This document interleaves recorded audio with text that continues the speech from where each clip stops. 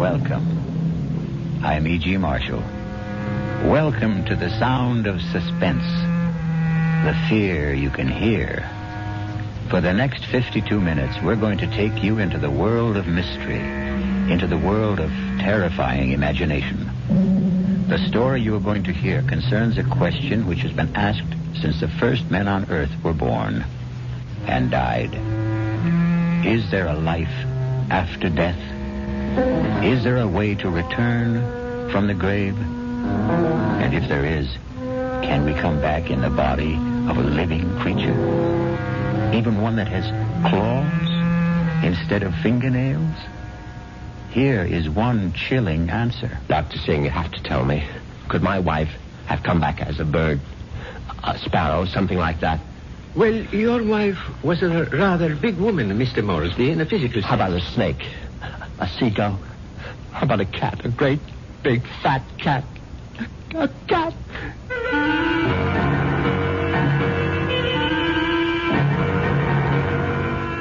Our mystery drama, The Return of the Moresbys, was written especially for the Radio Mystery Theatre by Henry Slessor and stars Patrick O'Neill. I'll be back shortly with Act One.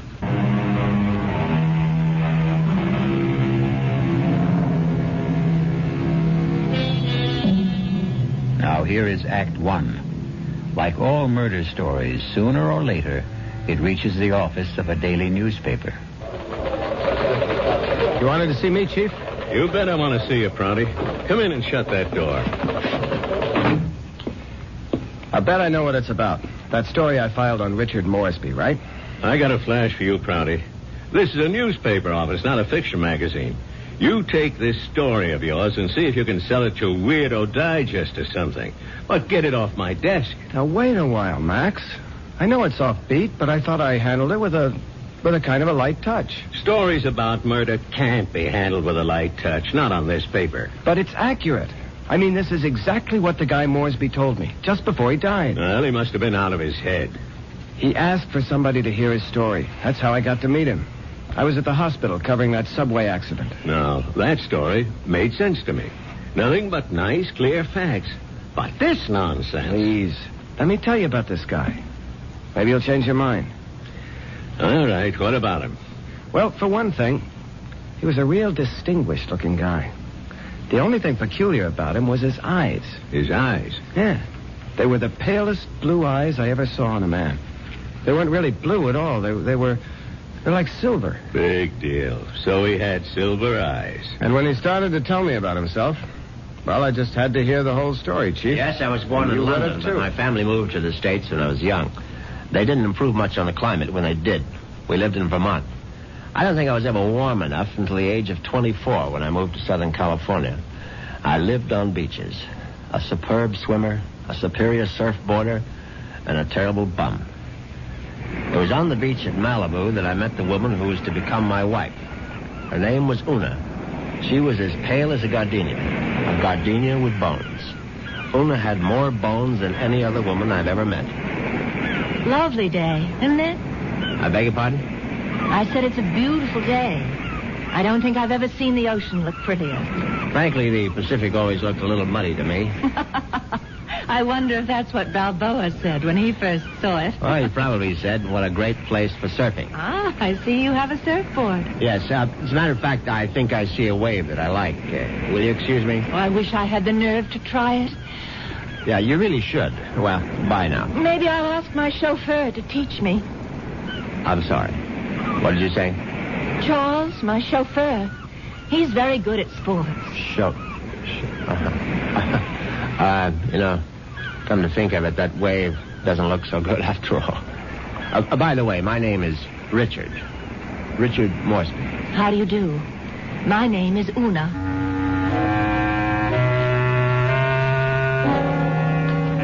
Una Vandermeyer. That was her name. As soon as I realized that she was from the Vandermeyer family, she didn't seem half as bony as she did before. In fact, not only did I become accustomed to Una's appearance, I was even able to tolerate her inane conversation. Can't you just feel the mystery of the stars, Richard? Sometimes I feel their vibrations as if they're trying to communicate with me. Do you ever feel that? Well, sometimes, I suppose. I really think we must be one with the universe, don't you? I really believe there's just one great universal soul, and we're all part of it. Don't you think so, too? Yes, of course. Right on, as they say.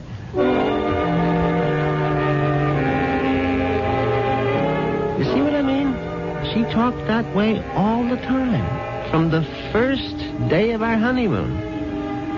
Well, it was a fine honeymoon just the same. It lasted a whole year on the beaches of the Caribbean, on the French Riviera. I got browner and browner. Una got freckles. Finally, we returned to our home in Los Angeles and settled down to a quiet, comfortable marriage.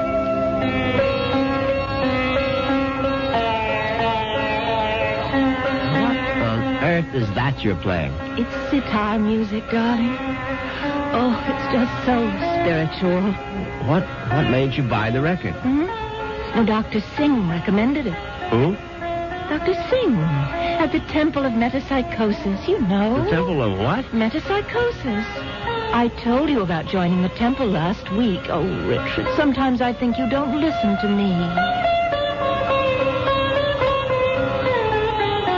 Now, as you may know, Southern California abounds in quasi-religious organizations. And she'd gone through a number of them without discovering the universal soul at any of their altars. Darling, please come to one of Dr. Singh's lectures. He's such a magnificent speaker. He emits such vibrations.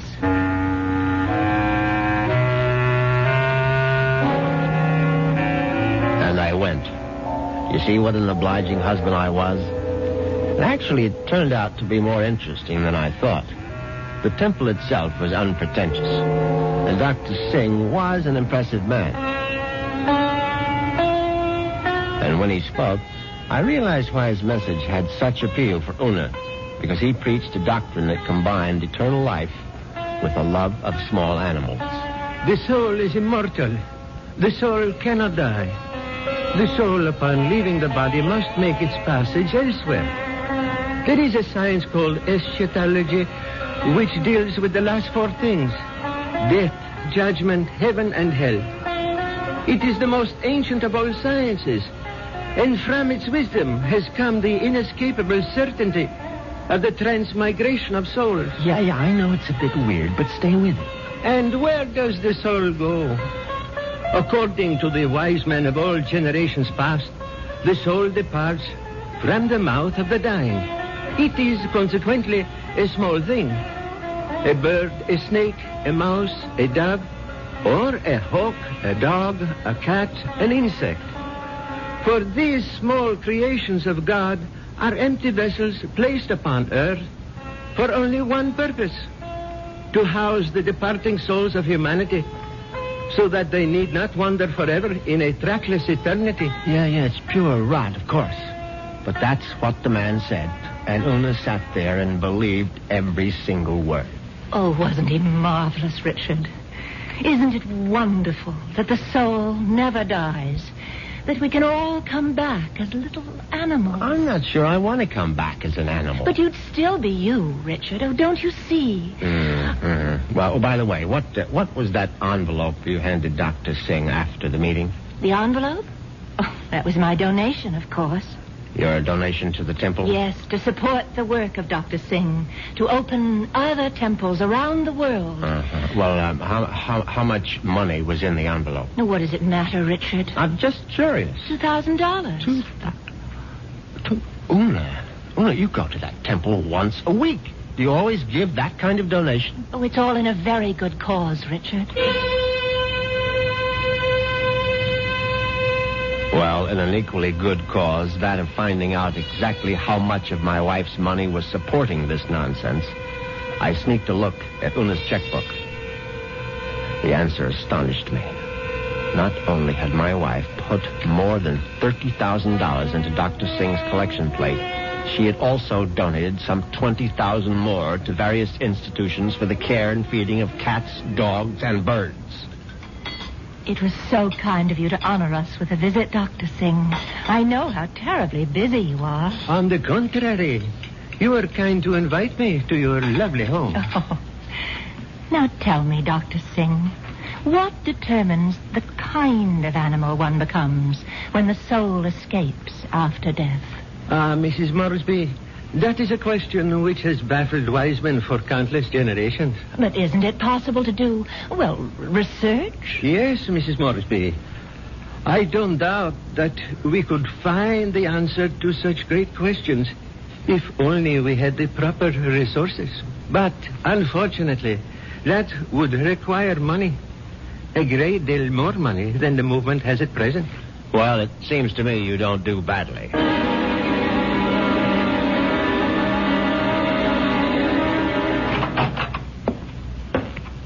Well, there you are. Hello, Richard. Where have you been all morning? Right here, in my little sewing room. Don't tell me you were sewing. Oh, don't be silly. Actually, I've been composing something. A letter? Oh, something more important than that. Richard, do you realize that I have no last will and testament? Well, why should you? Healthy young chicken like you. I can't call myself young anymore, Richard. You'll always be young to me, darling. Oh, that's very sweet. But just the same, it's only practical to have a will.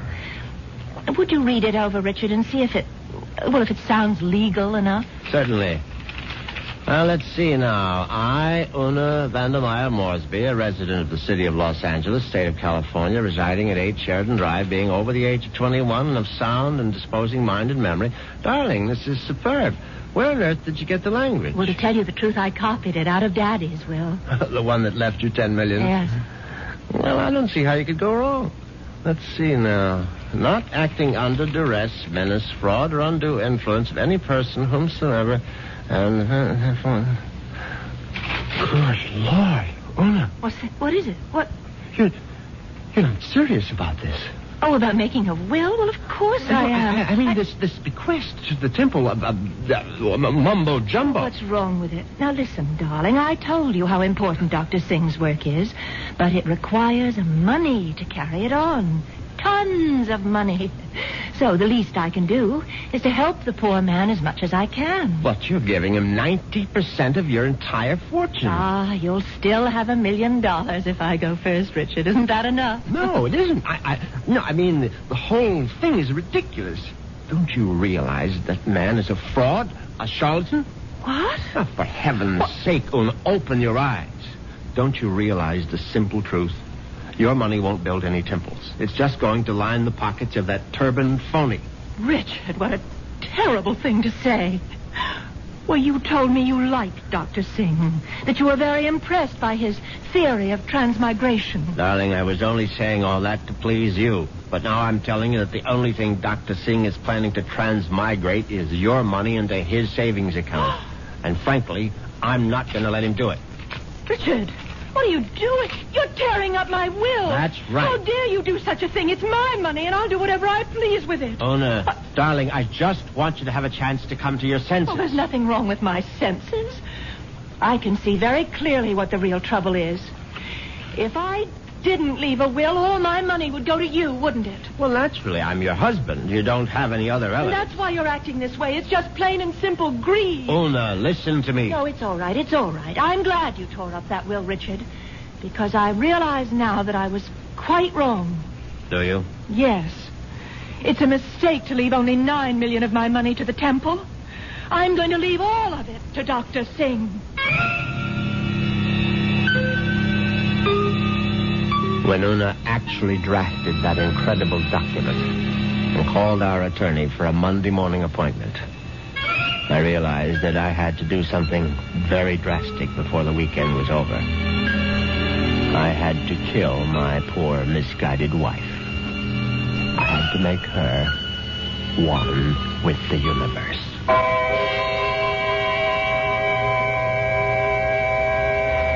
It's obvious that Mr. Moresby is going to be a very reluctant murderer.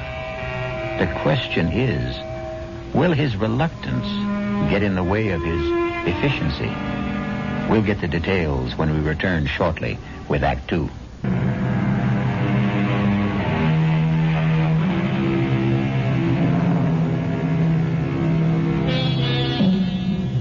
let's return to Richard Moresby. In order to find him, we'll have to search the highway, for Richard has taken his white Jaguar out for a spin. But there he is now. On Saturday morning, I took a little spin in my XKL and did some thinking on the open road. I didn't want to kill poor Una, of course. The whole idea was repellent. But on the other hand, the thought of Dr. Singh spending the fortune that was rightfully mine was even more abhorrent. However, I decided I would make one more stab at a reconciliation. Darling, may I come in? It's your living room, too. It doesn't feel like it. Matter of fact, I've felt like a stranger in this house for the past 2 days. I suppose that's my fault. Well, you haven't been exactly cordial, have you? I've hardly been home, Richard. I spent all day yesterday at the temple and all morning at the pet rest kennels. And how are all the little souls doing? You just won't stop being irreverent, will you? It's been my money all along, hasn't it, Richard? From the very beginning, you were attracted to my money. Well, now, darling, if you thought that, you would never have married me. I didn't want to believe it. I don't want to believe it now. Well, now, how can I prove to you that you're mistaken? Richard, you really want to prove it? Of course, I'll do anything you say. All right. Now, I know exactly what you can do. You can let me leave my money to Dr. Singh and the temple. The whole $10 million? Yes, because that's the only way I'll know that it's me you love.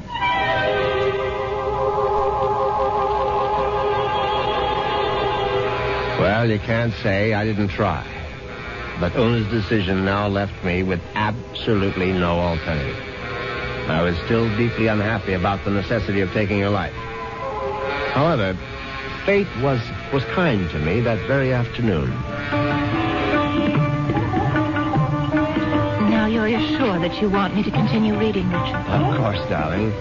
Well, I'm sort of embarrassed about this part. It's a paper that I wrote myself. Something you wrote? Yeah, I wrote it this morning. I was going to show it to Dr. Singh. It's sort of a poem. It's called Death. Snappy title. Hope I can read my own handwriting. Death has become nothing to me. Death holds no fear for me. Come, death, I welcome you. Lead me to the woods, the waters, the air above the earth. Come, take me, death. Your touch is kind. Richard? Oh, Richard, why do you look like that? Is it really that terrible? Oh, terrible. Oh, no, my darling, it's beautiful. Do you mean it? You must give it to me, Una. I must have it. You like it that much? Yes, I certainly do. Oh, well, I'll type it up for you, Richard. No, I must have the original. Now, just the way you wrote it. Oh, darling, I'm so flattered. What will you do with it? Oh, I'm going to put it in a frame, of course. And I know just where I'm going to hang it.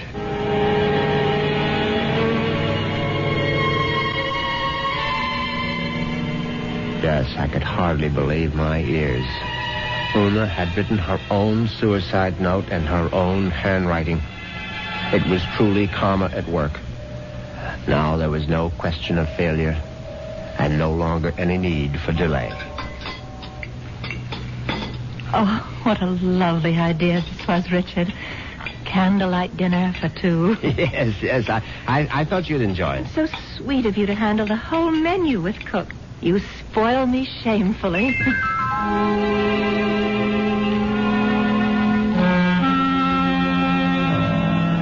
And that night, I spoiled her just a bit more by bringing hot cocoa to her in bed.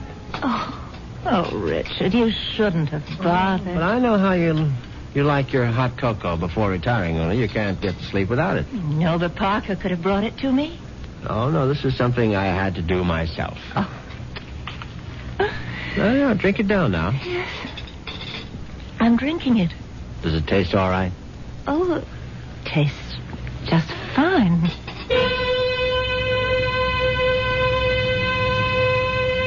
Now, that was very good news, because I'd prepared the hot cocoa myself, and I had no idea whether 25 melted sleeping pills would seriously affect the flavor.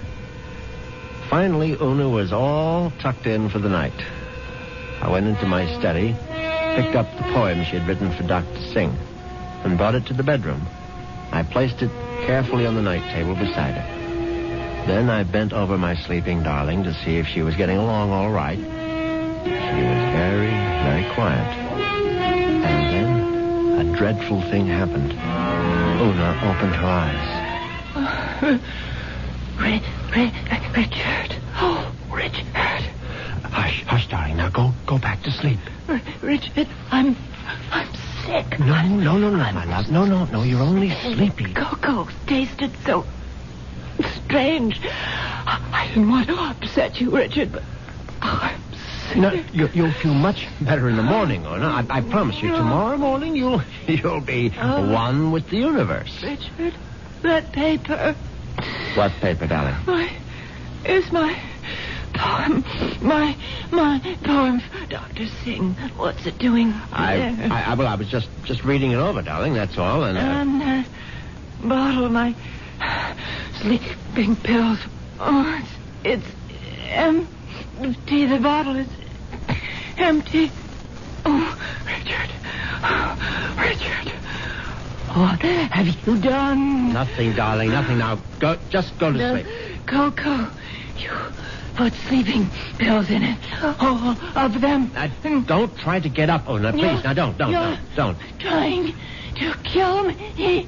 You're trying to murder. Now, for heaven's sake, Una, now stop saying things like that. Do you want the servants to hear? Help, somebody. Help. Now, come on, lie down. Lie down, Una, for heaven's sake. Come on, now, lie down. Lie down. There. That's better. You won't get away with it. You won't get away with it, Richard. I promise you. Anything you say, darling. I'll come back, Richard. You know I'll be back. Yes, of course. Just welcome death, Una. The way you wrote in your little poem. I'll be back. I swear it. Oh.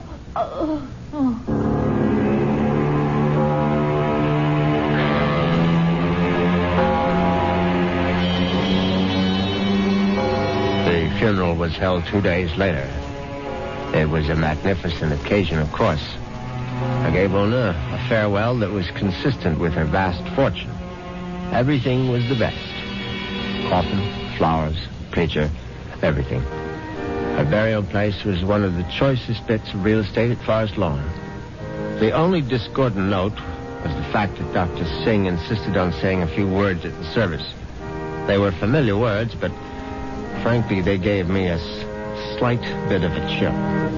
The body of Una Moresby is dead, but her soul lives on. The soul cannot die.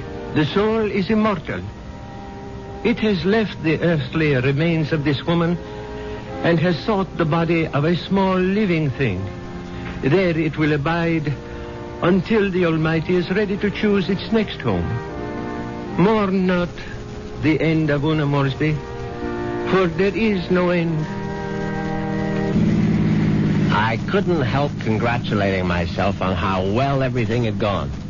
When I called for medical attention the night of Una's death, the physician was only too ready to declare her a suicide. The police had to be informed, naturally, and they, too, agreed with the doctor's verdict. Una had died by her own hand, and she had died without a will. There was simply no question that the matter would be probated in my favor. Suddenly I realized I was not only rich, but a rich widower. What vistas opened for me? The devil. Look out, you stupid mongrel! Dog trying to get run over. I admit I was shaken up by it. It was sort of a coincidence, you know? Right after the funeral and all that.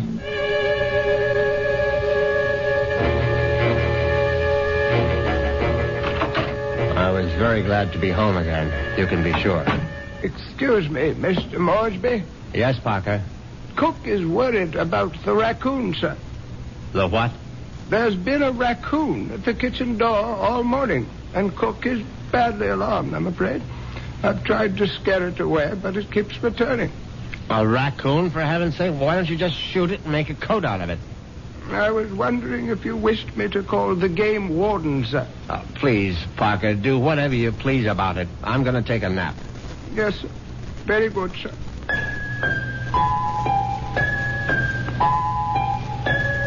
I went upstairs at once, undressed, and got into bed. It was a warm day, and yet I found myself cold. I got out the electric blanket and soon felt very cozy indeed. In fact, I felt so much better that I made a phone call.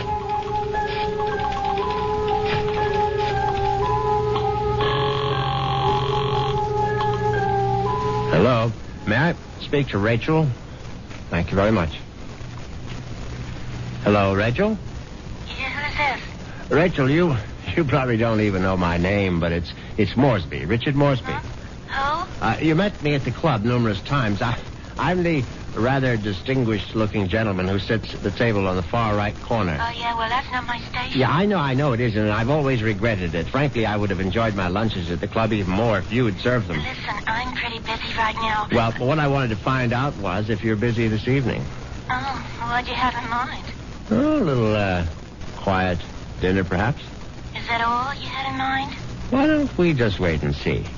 I can pick you up outside the club whenever you're free. Yeah, how I know it's you. I mean, I'm still not sure which gentleman you are. I'll be sitting in an XKL Jaguar.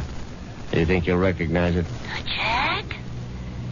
I get off at 6:30. See you then.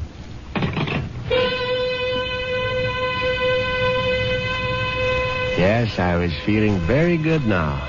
Very good indeed. I would have drifted off into a pleasant sleep except for one thing. For a moment I thought a bomb had gone off in the room. Then I realized it was nothing more than a bird. A foolish sparrow had dived in headfirst into the plate glass window of the bedroom and now lay stunned on the carpet. I looked at the thing's fluttering little heart, and suddenly I was struck by a terrifying palpitation of my own. The dog, the raccoon, the bird. Good Lord. Could one of them have been Una?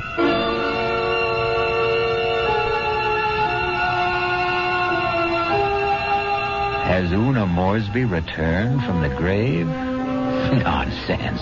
Such things don't really happen. But perhaps we should reserve judgment until I return shortly with Act 3.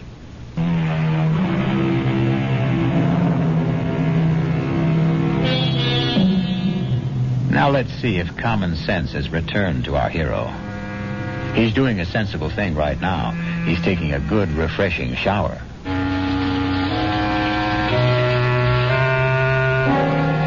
By the time evening came, I was feeling better.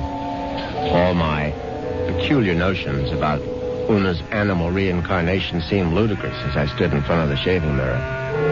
I thought about the delicious young woman that was waiting for me at the club.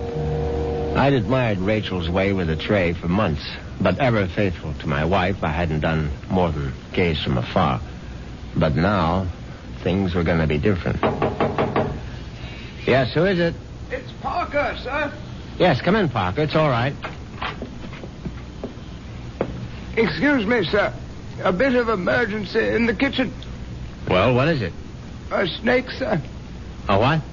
Cook insists that there's a snake curled up in the telephone wire. Oh, that's ridiculous, Parker. Cook says it's there, Mr. Moresby.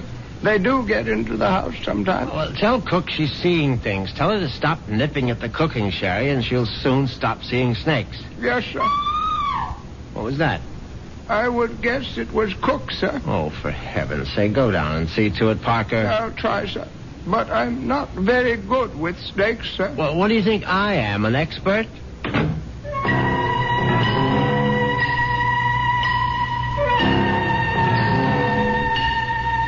But that wasn't the end of it. 10 minutes later, Parker was back upstairs saying that the snake had left the kitchen and run into the living room.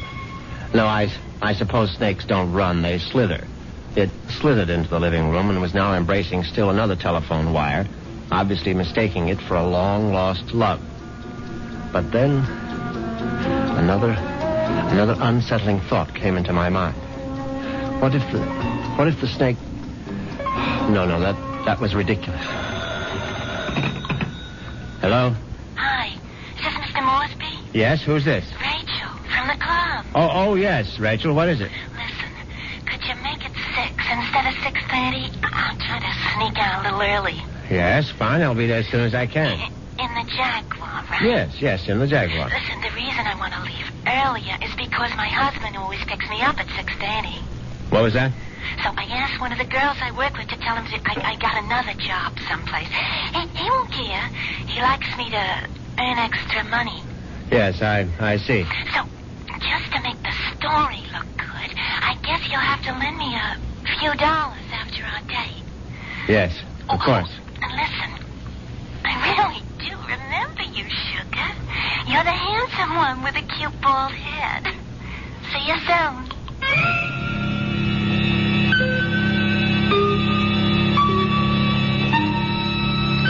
As it happens, I have a very full head of hair. But distressing as Rachel's telephone call was, an even more disturbing thought intruded. The snake was in the telephone wire. What if the snake had been trying to listen in on the extension phone? I knew the idea was absurd, but I couldn't help a superstitious shiver of dread. In fact, I was so troubled that I decided to forego my date with Rachel, the waitress. It wouldn't matter anyway. She'd be angry at some man at the club with a cute, bald head. The next day, I did the only thing that really relaxed me. I went to the beach. It proved to be an excellent idea. I stretched out on the golden sand and let the sun warm me. I listened to the waves beating against the shore. I listened to the haunting cries of seagulls circling overhead. Suddenly I was aware that the gulls which had been hovering over the water were now hovering over me. Now, instead of their cries being sad and plaintive, now they seemed menacing. I stood up hastily, but the gulls seemed to be increasing in number. I saw their sharp, pointed beaks, their raking claws. They were predators, of course. How many times had I seen them swoop into a dive and snatch up some poor fish out of the sea? And there was one seagull in particular. Its beady eyes seemed to be staring at me. No, it was my imagination, of course. I wasn't a fish. I was a man, but just the same, I found myself running down the beach. Running for dear life. And that's when I knew it was time to see a doctor.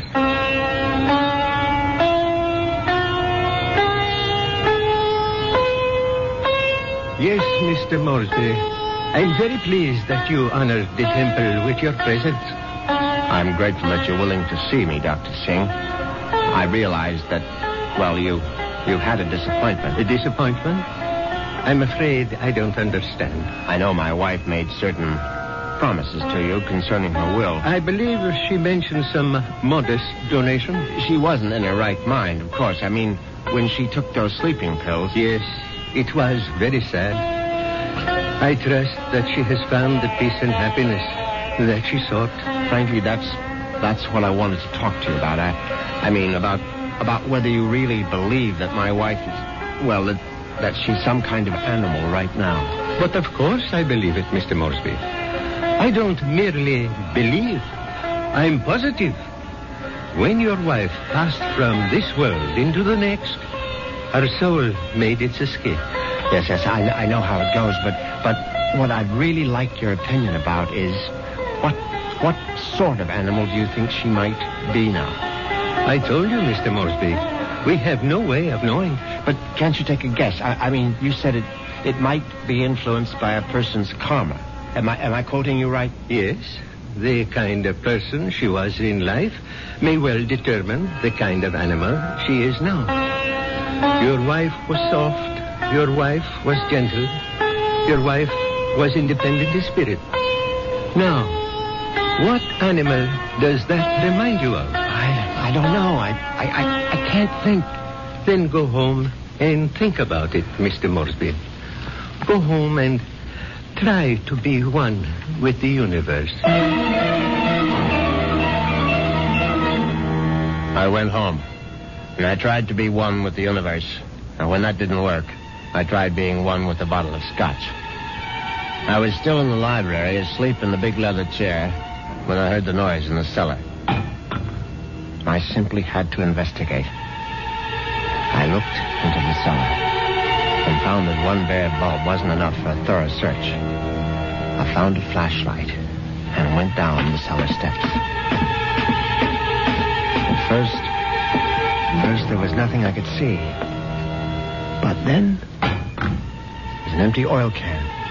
Swiftly, my flashlight picked out the culprit. At first, I thought it would turn out to be a mouse, but instead, it was a large, white cat. I don't like cats. I never have. Skulking, cynical creatures. When the beam of my flashlight hit it, the cat froze. I saw it was an alley cat. Its fur shaggy, its eyes baleful in the light.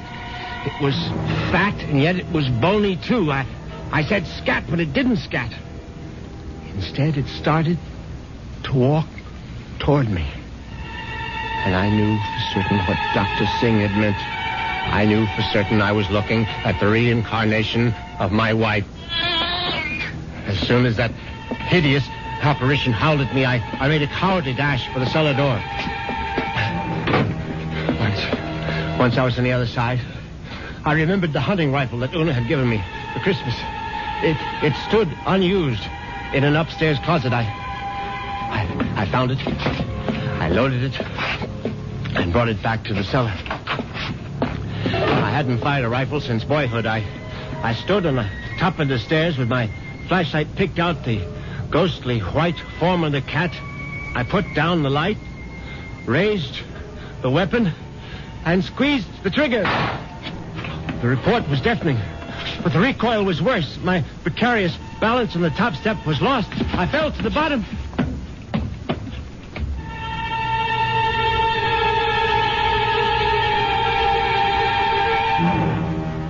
I tried to get up again, but the pain in my right leg was agonizing. I found out later that it was broken.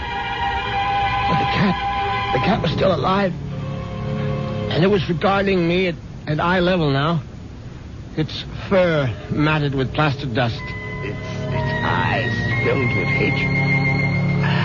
I tried to crawl toward my fallen rifle. Just as I saw the creature advancing toward me, I screamed, "Una!" My hand was on the rifle now, grasping it too quickly in my panic. My fingers touched the trigger. The rifle went off again.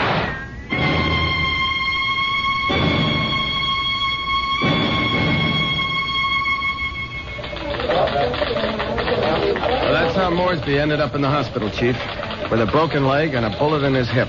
And then he died. But I think he was telling the truth. You could see it in his eyes. His silver eyes, right? Yeah, his silver eyes. And you really believe that the guy's wife came back as a cat to get her revenge? What does it matter? It's still a good story. Sorry, Prouty, I can't okay it. Well, what if I got more details? What if I talked to this Dr. Singh? If I went to the Moresby cellar and found that cat? And what would you do then? Ask her if she's Mrs. Moresby? I still think it's worth a try, Chief. I'll tell you what, Prouty. What are you doing for lunch? I hadn't thought about it. Well, think about buying my lunch. You? There's a pretty good restaurant right around the corner where the Moresbys live. Now, we can get a bite there and then check out that cellar.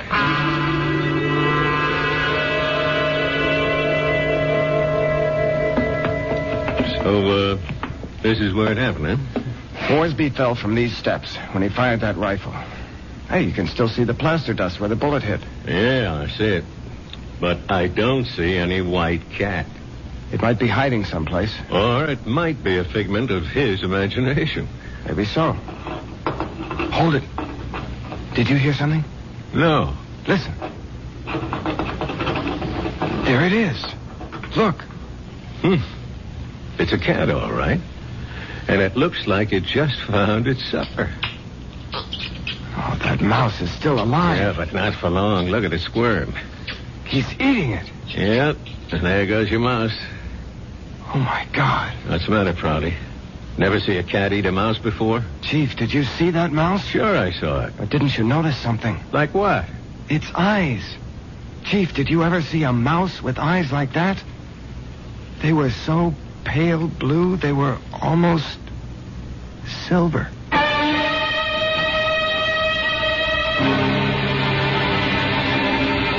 And so the cat and mouse game comes to an end. But according to Dr. Singh, there is no end. Perhaps Richard Moresby will have his turn next in another afterlife. I'll be back in a few moments.